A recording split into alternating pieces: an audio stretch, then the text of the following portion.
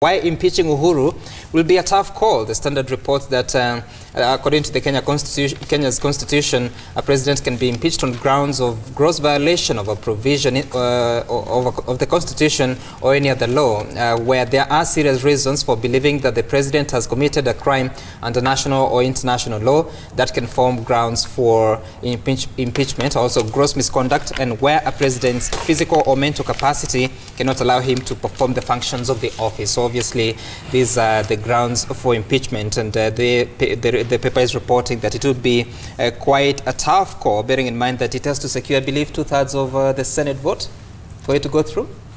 Yes, and from where I sit, I doubt whether that can be achieved. Right, and I believe that conversation is coming from the point of view of the comments that have been coming from the politicians and the confusion that has rocked the Jubilee Party. But I want to begin from this point where we see Kimani Ngunjiri, the Member of Parliament for Bahati, accusing the President of forgetting the Central Kenya region, of being the one who is leading the country to the 2022 succession debate, and also Moses Kuria from Kiambu or Gatundu South saying that the presidency appears to have forgotten the region. You come from Central Kenya County, and I saw a press conference yesterday of several members of parliament refuting these claims.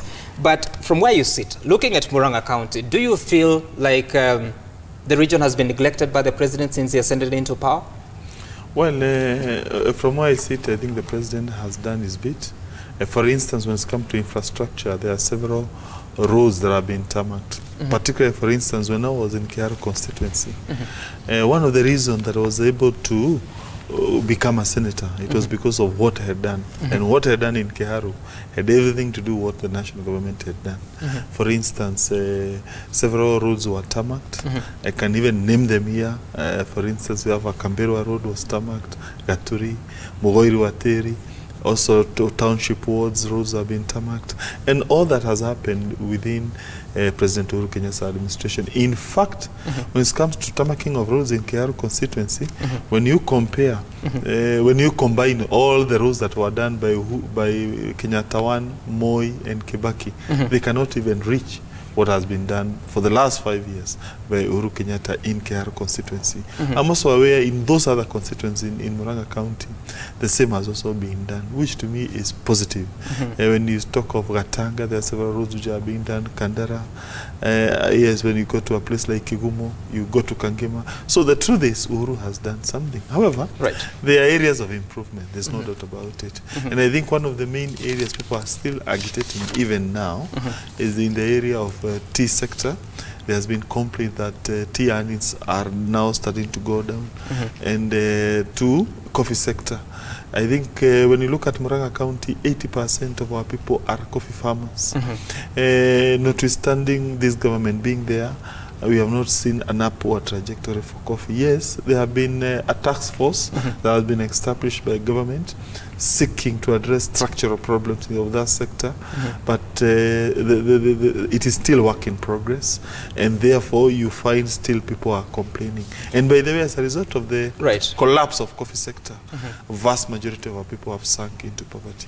But Senator, the decline of the coffee and tea sectors that has not begun this year. It has been going on even during the Kibaki era.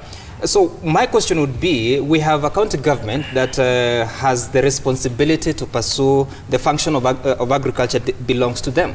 So why would the issues affecting that sector primarily be focused at the presidency or the national government, yet there's a county government that is supposed to be looking into those matters? Good point, good point. No wonder those who are saying don't blame Uhuru, they are quite right, because one, agriculture is devolved, so there is, we need to ask the county government of Murang'a, what have you done to ensure coffee sector becomes better? It is your primary function, you are right. Number two also, members of the National Assembly, they are the one who do appropriation of budget.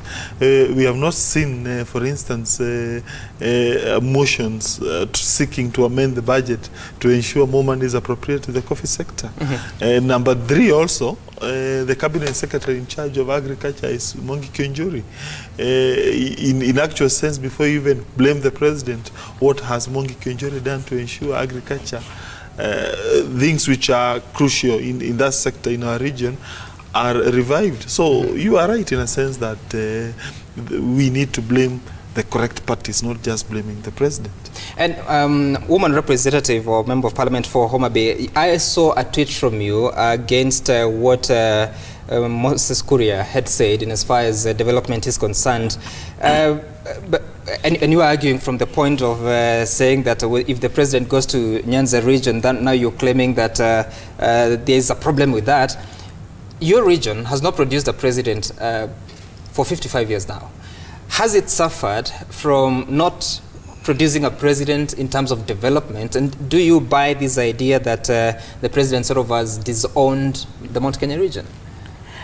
Well, yes, I did tweet about Moses Kuria's sentiments. And where I was coming from was from the point of view, I don't want to get into central Kenya politics or whatever, but where I was coming from was the point of view of the timing of Moses Kuria's outburst. Jubilee has been in government, this is the 7th. We are now in the 7th year. I have never heard, in fact, what we have been hearing is there is development. I wish I could say the same as what the Muranga senator is saying about development in Homa Bay County, for example. I cannot name one complete tarmac road for the 5 years of Jubilee, for example. So yes, our Nyanza region and parts of this country have suffered from political marginalization. That is a fact that we cannot run away from. The fact that our politics has been opposite has, of course, led to underdevelopment. And that is why we were very, very relieved and happy when the president spoke strongly about development going to every part of this country. And the reason I was taking issue with Moses Kuria was the president has been to many places and the deputy president has been, you know, launching, so-called launching projects everywhere. Nobody has complained about Central being underdeveloped. The last place the president went in last year, in 2018, was to Kisumu and Siaya counties. That was, I think, his last probably tour. Then in New Year's Eve, Moses Kuria wakes up and says, we don't want to see development in every part. I was in Kisumu with the president. I saw what he was launching there, and we are not, you know, there are no projects being launched here.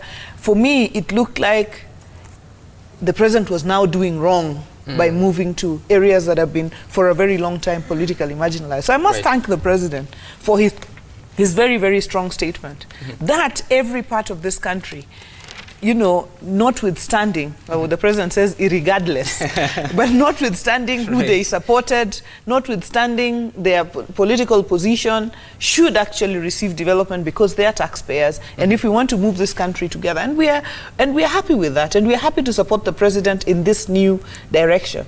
But any, you know, change attracts, you know, there are people who do not want change, and this is why we are seeing the resistance. But what I'd like to say is, the president is now on the right track. He must stick to that position. He must not be blackmailed out of that position. And I want us to look at what Gunjiri Wambugu, the member of parliament for Nyeri Town, had to say when he issued a statement. If we can look at that shortly so that we see his sentiments in regards to the Central Kenya region. Of course, we'll get that.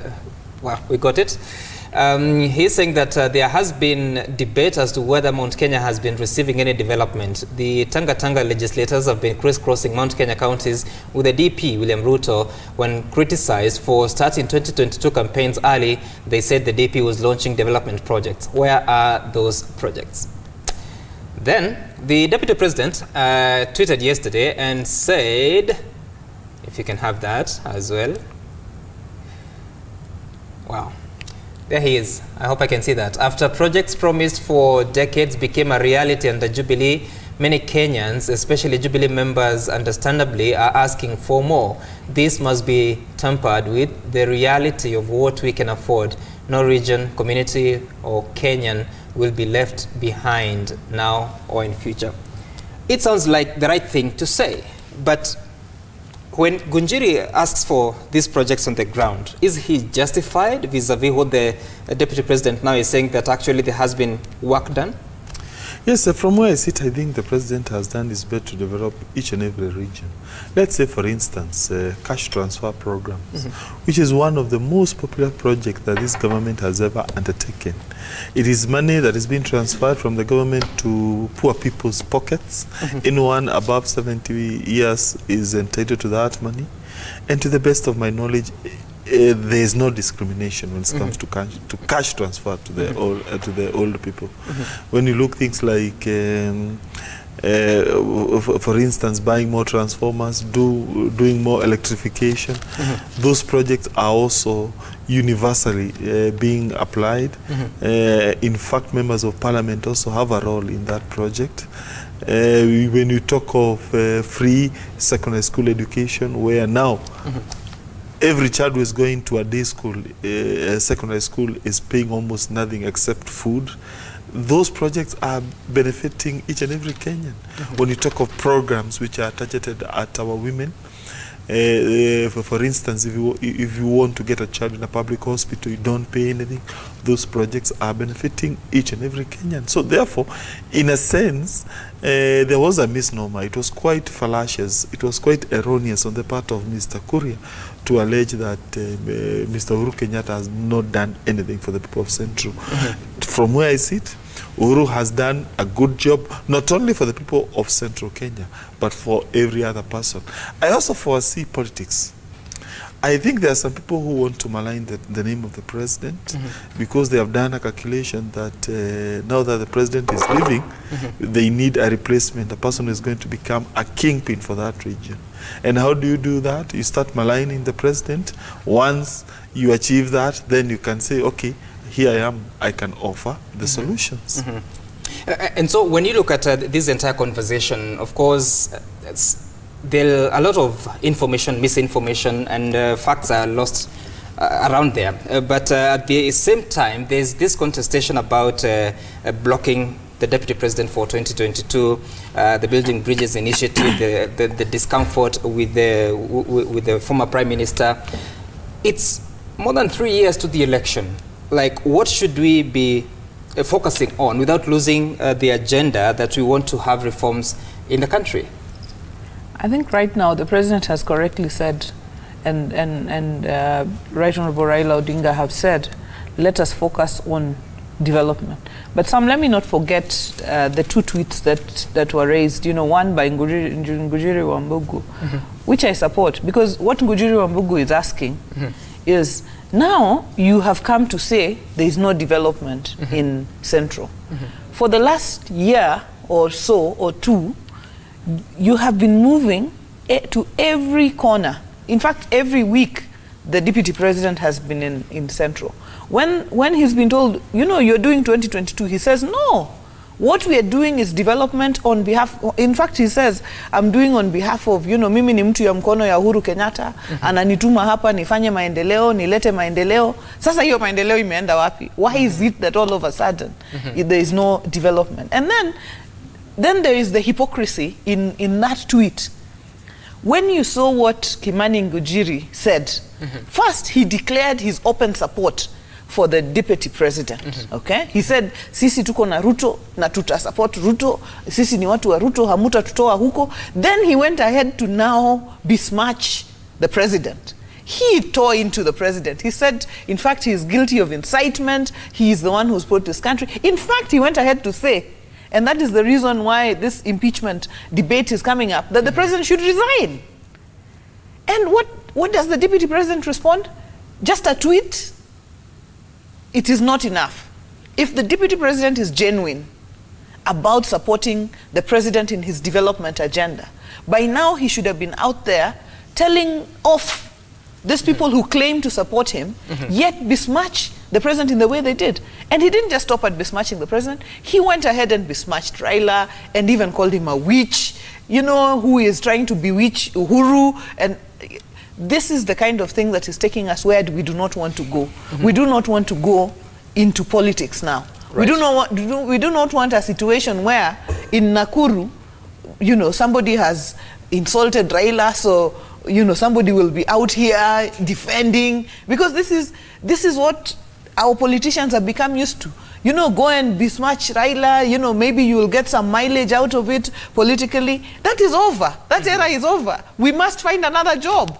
So what do you think is the solution out of this confusion? Because at the end of the day, the problem seems to emanate from within the Jubilee Party, because, like, for instance, as she says, that member of parliament for Bahati, with his sentiments, what should the deputy president do now? And what should the president say? Because now those remarks that he gave the other day in Mombasa and have not settled very well with some of the leaders in central Kenya, what should we do?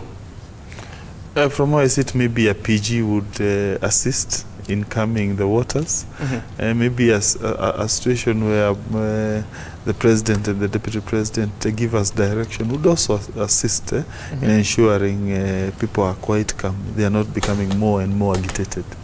Yes. Great. That's quite a brief response. And I want